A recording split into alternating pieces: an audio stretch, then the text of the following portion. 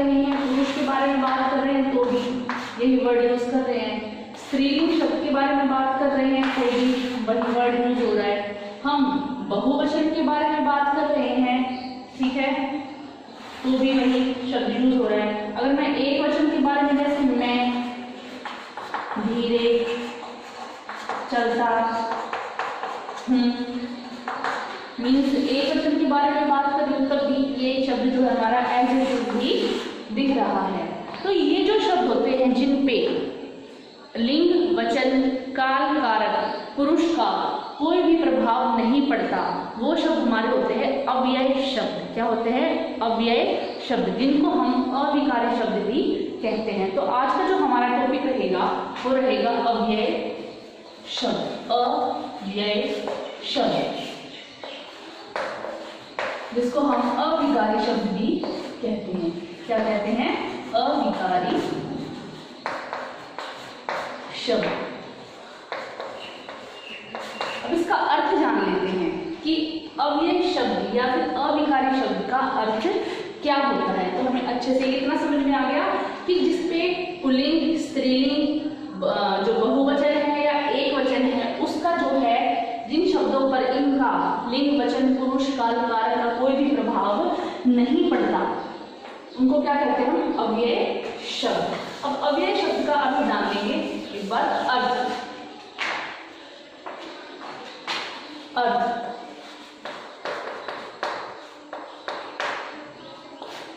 अर्थ क्या होगा? जिस शब्द का कुछ भी व्यय ना हो, जिस शब्द का कुछ भी व्यय ना हो, अर्थात उसका कुछ भी खर्च ना हो, जिसमें कोई भी परिवर्तन ना हो। समझ में आया? अव्यय शब्द का अर्थ क्या हुआ हमारा कि जिस शब्द में कोई भी परिवर्तन ना आए और जिसका कुछ भी अव्यय, व्यय का मतलब खर्च और अलगाते मतलब कुछ भी खर्च ना हो। क्योंकि मैंने भी आपको एग्जाम्पल लिख के दिखाए थे जिसमें जो धीरे शब्द है उसका लिंग वचन काल पुरुष कारक पर जो है होने से उस पर जो है कोई भी प्रभाव नहीं पड़ा। तो इसलिए जो हमने क्या उसको बोला है? अव्यय शब्द, जिसका कोई भी कुछ भी खर्च नहीं हुआ है। तो अव्यय शब्द का अर्थ क्या हुआ हमारा? जिन शब्दों का कुछ भी व्यय ना हो, खर्च ना हो और उनमें कोई भी परिवर्तन ना हो। ठीक है, अब देख लेते हैं हम उसकी परिभाषा किसकी? अव्यय शब्द की परिभाषा देख लेते हैं हम। जिन शब्दों में लिंग वचन काल कारक पुरुष आदि के कारण कोई परिवर्तन ना हो उसे कहते हैं हम अव्यय शब्द। क्लियर है? जिन शब्दों में काल कारक पुरुष वचन या कारक के कारण कोई भी परिवर्तन ना हो उसे कहते हैं हम अव्यय शब्द। और अव्यय शब्द का अर्थ मैंने आपको बताया था जिसका कुछ भी खर्च ना हो और उसमें कुछ भी परिवर्तन ना हो वो होते हैं हमारे अव्यय शब्द। अब देखते हैं हम भेद। जो अव्यय शब्दों के भेद होते हैं, अव्यय शब्दों के भेद। सबसे पहले मैंने आपको अर्थ बताया, उसके बाद मैंने आपको डेफिनेशन बताई, फिर उसके बाद हमने अव्यय शब्दों के भेद।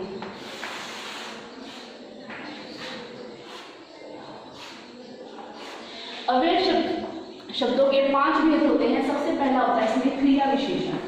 कौन सा होता है? क्रिया विशेषण।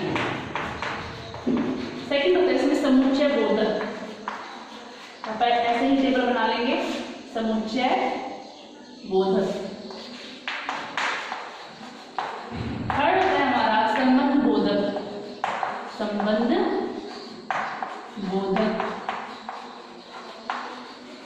फोर्थ होता है हमारा विस्मयादि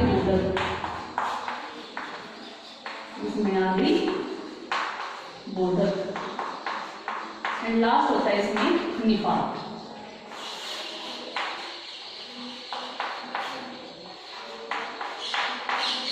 क्लियर आपको? अव्यय शब्द वे शब्द जिसका कुछ भी खर्च ना हो, जिसमें कोई भी परिवर्तन ना हो। परिभाषा: जिन शब्दों में लिंग वचन काल पुरुष कारक के कारण कोई भी जो है परिवर्तन ना आए। ठीक है, तो उन्हें कहते हैं अव्यय शब्द। अव्यय शब्दों के 5 भेद होते हैं। सबसे पहला क्रिया विशेषण, समुच्चय बोधक, संबंध बोधक, देन जिसमें आगे बोधक, और फिफ्थ जो है इसका है निपात। तो हम इसको जो है एक एक करके समझेंगे। सबसे पहले आज हम करने जा रहे हैं क्रिया विशेषण। क्या करेंगे आज हम? क्रिया विशेषण। तो इसकी जो है हम आज इसकी वीडियो करेंगे क्रिया विशेषण। सबसे पहले क्रिया विशेषण फर्स्ट।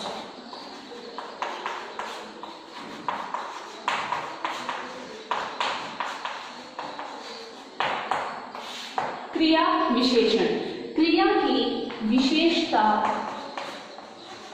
क्रिया की विशेषता बताने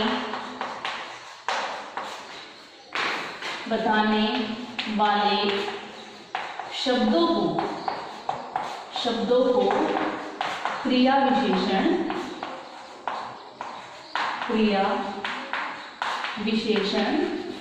कहते हैं। किसकी विशेषता बताई जा रही है यहाँ पर?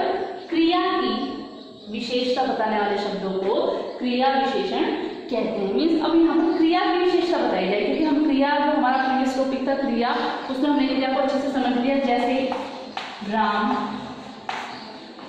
मधुर, गाता है। अब देखो सबसे पहले इसमें क्रिया क्या है, क्या काम कर रहा है? वो गाता है, मीन्स गाने की क्रिया कर रहा है, लेकिन कैसा गाता है? मधुर। ये होगी क्रिया और ये होगी इसकी विशेषता। तो इट मीन्स ये क्या होगी? क्रिया विशेषण। समझ में आ गया बच्चों? ठीक है। जैसे घोड़ा तेज दौड़ता है। ठीक है, दौड़ना क्रिया हो गई, और उसकी जो क्रिया की कैसी विशेषता है कि वो कैसा दौड़ता है? आराम, धीरे दौड़ता है या तेज दौड़ता है? तो ये हो गया तेज।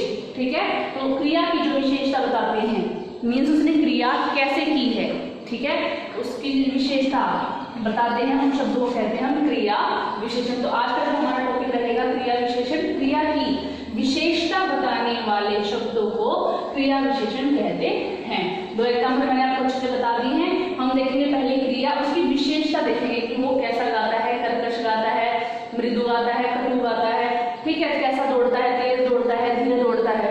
ठीक है, इतना समझ में आ गया। अब हम उसके बाद देखते हैं क्रिया विशेषण के 4 भेद होते हैं। क्रिया विशेषण के कितने भेद होते हैं? 4 भेद होते हैं। क्रिया विशेषण के कितने भेद होते हैं? 4 भेद होते हैं। सबसे पहला आता है इसमें कालवाचक क्रिया विशेषण। कालवाचक क्रिया विशेषण। सेकंड आता है हमारा स्थानवाचक क्रिया विशेषण। स्थानवाचक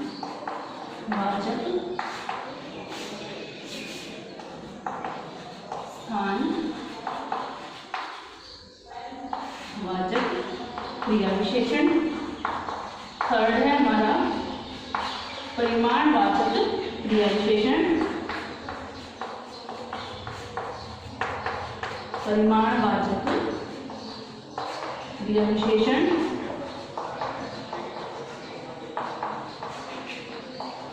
फोर्थ है हमारा रीतिवाचक क्रिया विशेषण। रीतिवाचक क्रिया विशेषण। ये पार्ट है अव्यय शब्दों के। अव्यय शब्द के हमने भेद करे थे ना, तो उसमें सबसे पहला पार्ट कौन सा था हमारा? भेद कौन सा था? क्रिया विशेषण। तो आज हम सबसे पहले क्रिया विशेषण के बारे में पढ़ेंगे। अब हम देखते हैं, सबसे पहले स्टार्ट करते हैं कालवाचक क्रिया विशेषण। किससे करेंगे? कालवाचक क्रिया विशेषण। तो शुरू करें कालवाचक क्रिया विशेषण। कालवाचक नाम से ही पता लग रहा है, काल का अर्थ क्या होता है? समय। जो शब्द क्रिया के होने के समय संबंधी विशेषता का बोध करवाए उसे हम कहते हैं कालवाचक क्रिया विशेषण। जो शब्द क्रिया के होने के समय, काल, क्रिया के होने के समय को बताएगा, क्योंकि हम इसमें हम क्या करेंगे? क्रिया कि कौन क्रिया किस समय में हुई होगी। जो शब्द क्रिया के होने के समय संबंधी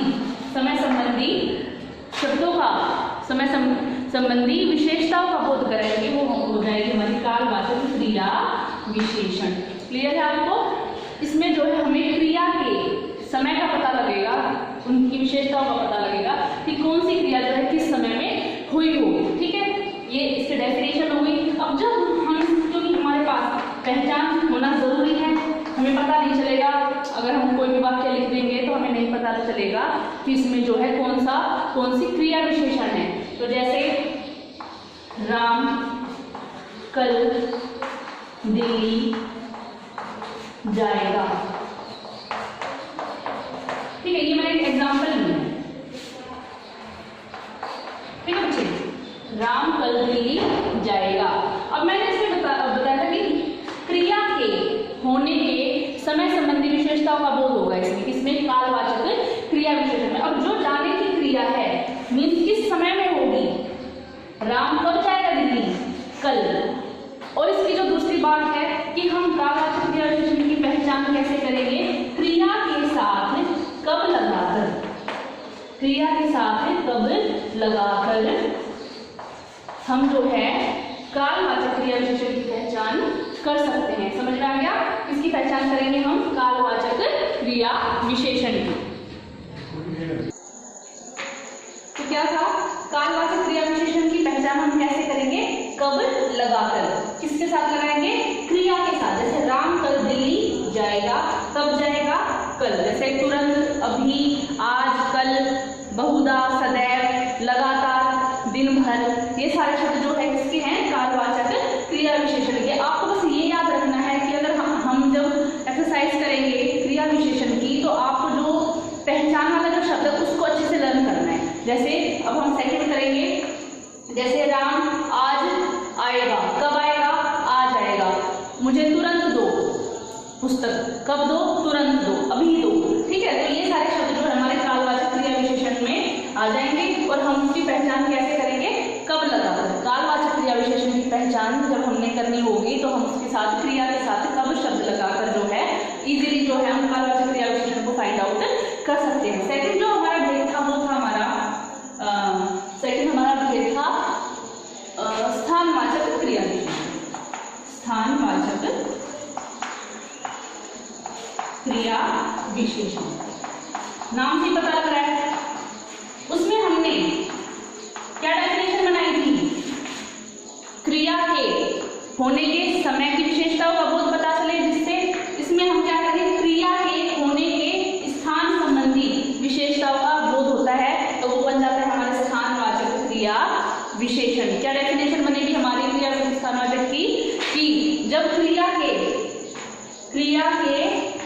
होने के स्थान संबंधी, जिन शब्दों से क्रिया के होने के स्थान संबंधी विशेषताओं का बोध हो जाती है हमारे स्थानवाचक क्रिया विशेषण। जैसे स्थान कि कौन सी क्रिया किस स्थान पर होगी, अंदर, बाहर, ऊपर, नीचे। ठीक है, जैसे एग्जाम्पल, पिताजी बाहर अखबार पढ़ रहे हैं। अब देखो, क्योंकि हम क्या कर रहे हैं, क्रिया विशेषण कर रहे हैं, पढ़ने की जो क्रिया है वो कहाँ पर हो रही है। मैंने डेफिनेशन यही बताई थी कि क्रिया के स्थान संबंधी, जिन शब्दों से क्रिया के होने के स्थान संबंधी विशेषताओं का बोध हो, मीन्स कहाँ पढ़ रहे हैं, बाहर। ठीक है, जैसे हमने कालवाचक क्रिया विशेषण की पहचान कब लगाकर की थी क्रिया के साथ, ऐसे ही हम जब इसकी पहचान करेंगे, स्थानवाचक क्रिया विशेषण की पहचान करेंगे, तो क्या लगाएंगे, कहाँ लगाकर, किसके साथ, कहाँ लगाकर, किसके साथ लगाएंगे, क्रिया के साथ लगाएंगे। कहाँ पढ़ रहे हैं, बाहर। इट मीन्स ये कौन सा क्रिया विशेषण होगी, स्थानवाचक क्रिया विशेषण। ठीक है, मैं ऊपर खेल रहा हूँ, कहाँ खेल रहे हो, ऊपर, मीन्स स्थानवाचक क्रिया विशेषण। ठीक है, मैं कल आऊंगा, कब आओगे, कल, मीन्स कालवाचक क्रिया विशेषण। वह नीचे की ओर चला गया, कहाँ चला गया, नीचे की ओर, मीन्स स्थान स्थानवाचक क्रिया विशेषण। जो समय संबंधी विशेषताओं का बोध कराए कालवाचक क्रिया विशेषण। याद रखें, पहचान को अच्छे से लर्न कर ले। कालवाचक के लिए कब शब्द यूज होगा, कब लगाकर पता लगेगा।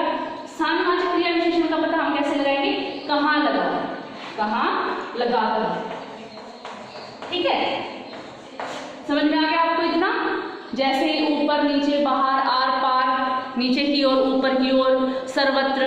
ठीक है, तो ये सारे शब्द जो है हमारे आ जाएंगे स्थानवाचक क्रिया विशेषण में। याद रखिए कब और कहाँ, मैंने दो करवाए हैं। कालवाचक के लिए कौन सा शब्द यूज होगा पहचान में, कब, और स्थानवाचक में कौन सा शब्द यूज होगा कहाँ। आपको तभी पता लग जाएगा कि कौन सा क्रिया विशेषण है। और थर्ड चलते हैं हम, हमारा तो थर्ड है भेद, वो है परिमाणवाचक क्रिया विशेषण। परिमाणवाचक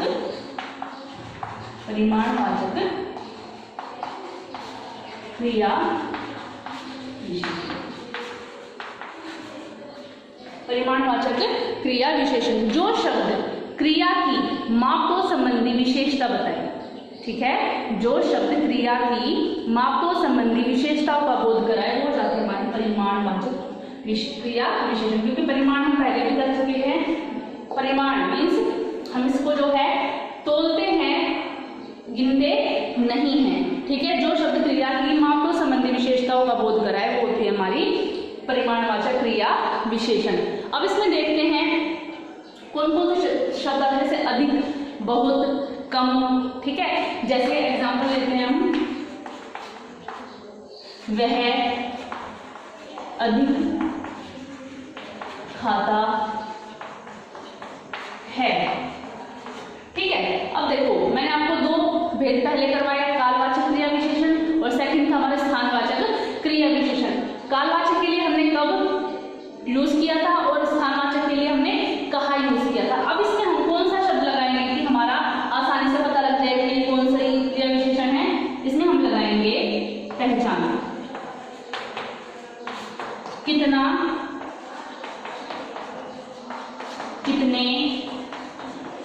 कितनी, कितना, कितने, कितनी। क्रिया के साथ कितना, कितने, कितनी शब्द लगाकर हम जो है आसानी से परिमाणवाचक क्रिया विशेषण का पता लगा सकते हैं। मैंने एग्जाम्पल लिखा है अधिक खाता है। कितना खाता है, अधिक खाता है। अब आप देखो मैंने आपको 3 करवा दिए हैं। सबसे पहले जो भेद था हमारा कालवाचक, सेकंड था हमारा स्थानवाचक, थर्ड था हमारा परिमाणवाचक क्रिया विशेषण। अब देखो अगर मैं आपको एग्जाम्पल देती हूँ, मैं सुबह से पढ़ रहा हूँ। ठीक है, मैंने आपको एक एग्जाम्पल दिया है। अगर मैं आपसे पूछूँ क्रिया विशेषण का कौन सा भेद है, ठीक है, आपको सबसे पहले तो भेद पता होना चाहिए। सबसे पहले कालवाचक क्रिया विशेषण, सेकंड था स्थानवाचक, थर्ड हमारा परिमाणवाचक। अब मैंने आपको बोला था कि जो पहचान वाला शब्द है उसको जरूर याद रखें आप, तो आपको इजीली पता लग जाएगा। सबसे पहले जो कालवाचक था उसकी पहचान कैसे करी थी, कब लगाकर, स्थानवाचक की कहाँ लगाकर, और परिमाणवाचक की कितना, कितने, कितनी लगाकर। ये मैंने एग्जाम्पल दे दिया आपको। अब आप मुझे बताओ कौन सा है। मैं सुबह से पढ़ रहा हूँ, कब लगाओ सबसे पहले, क्योंकि स्टार्टिंग हमने कब से शुरू करी थी, कब से पढ़ रहा हूँ, सुबह से। पता लग गया, इट मीन्स ये कौन सा हो गया, कालवाचक क्रिया विशेषण।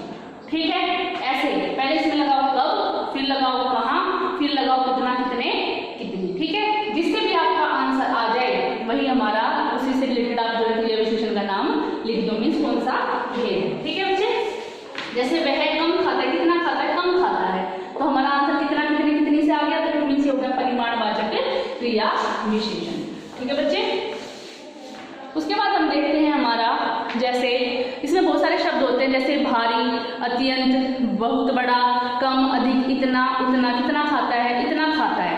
ठीक है, मीन्स इससे जिससे भी हमारा आंसर कब, कहाँ, आपको ये 3-4 शब्द आपको लर्न करने हैं, कब, कहाँ, कितना, कितने, कितनी। अब उसके बाद हमारा जो फोर्थ है वो है हमारा रीतिवाचक क्रिया विशेषण। रीतिवाचक क्रिया विशेषण, फोर्थ पार्ट है हमारा किसका, क्रिया विशेषण का। बच्चे अब हम कर रहे हैं जैसे रीतिवाचक क्रिया विशेषण। इसकी डेफिनेशन क्या होगी, जो शब्द क्रिया के होने के, जिससे हमें पता लगे कि क्रिया जो है किस ढंग से हो रही है, जो रीति है उसका अर्थ होता है ढंग, कि जिन शब्दों से क्रिया के होने के रीति या ढंग संबंधी विशेषताओं का बोध हो, वो जाते हैं हमारे रीतिवाचक क्रिया विशेषण। मीन्स क्रिया जो है किस ढंग से हो रही है, जैसे राम धीरे धीरे चलता है, क्योंकि मैंने बताया था जिसमें क्रिया के होने के ढंग का पता चले, ठीक है, जिन शब्दों से क्रिया के होने के ढंग का पता चले वो थी हमारी रीतिवाचक क्रिया विशेषण। उदाहरण मैंने यहाँ पर लिख दिया है, अब उसको जरा समझेंगे कि जैसे अभी तक हमने देखा कालवाचक के लिए हम कब यूज किया, स्थानवाचक के लिए हमने कहाँ यूज किया, और परिमाणवाचक क्रिया विशेषण के लिए हमने कितनी वर्ड लगा के यूज की, जो है हमने पहचान की है। अब हम रीतिवाचक को देखेंगे कि इसकी जो पहचान होती है वो हम कैसे करेंगे। पहचान क्रिया के साथ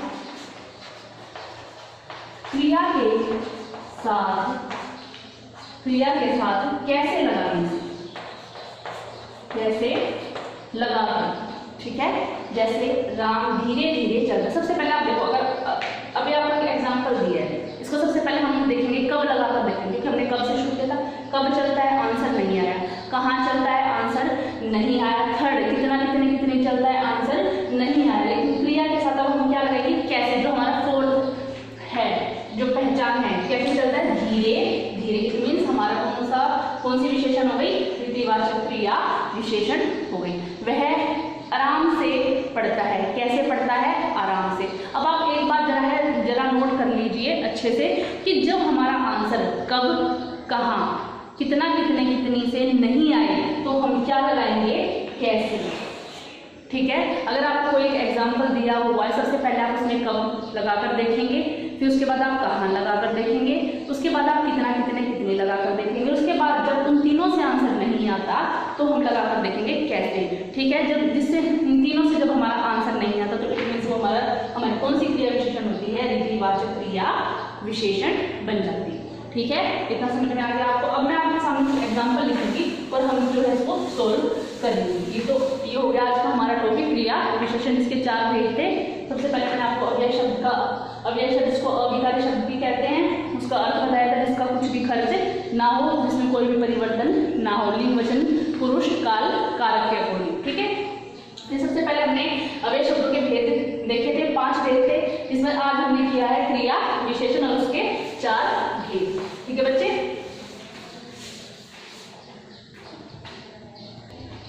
ठीक है बच्चे, मैंने कुछ एग्जाम्पल लिखे हैं। अब जो हमने क्रिया विशेषण के जो 4 भेद करे थे उसी के ऊपर ये एक्सरसाइज बेस है और आसानी से आप जो इसको सोल्व कर सकते हैं। जैसे देखते हैं हम, धीरे धीरे बोलो कोई सुन लेगा। सबसे पहले मैंने आपको बोला जब हम क्रिया विशेषण की एक्सरसाइज सोल्व करेंगे तो हम अपने माइंड में 4 वर्ड रखेंगे, कब, कहाँ, कितना, कितनी और कैसे, ठीक है।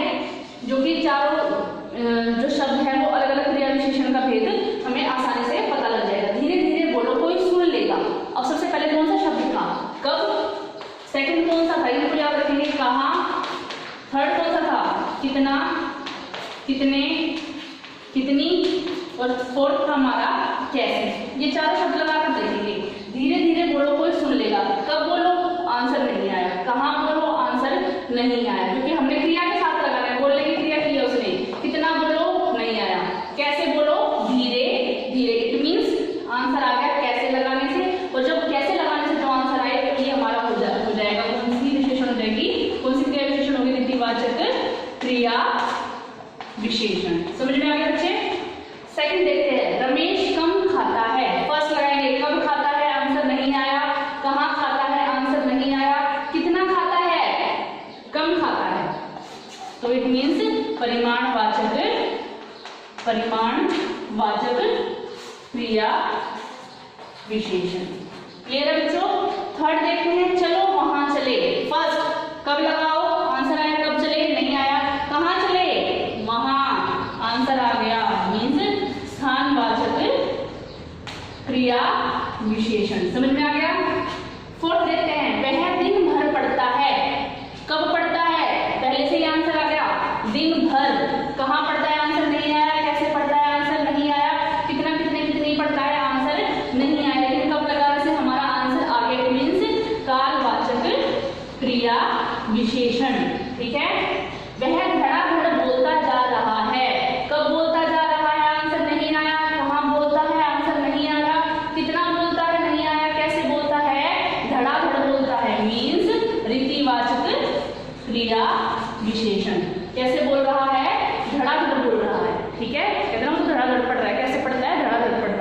ठीक है, तो ये हो गया, मैंने आपको कुछ एग्जाम्पल बता दिए हैं, आप ये याद रखेंगे, इन 4-5 शब्दों को जरूर लर्न कर लेंगे ताकि आपको एक्सरसाइज सॉल्व करने में आसानी हो। आज का जो टॉपिक हमारा खत्म हो गया।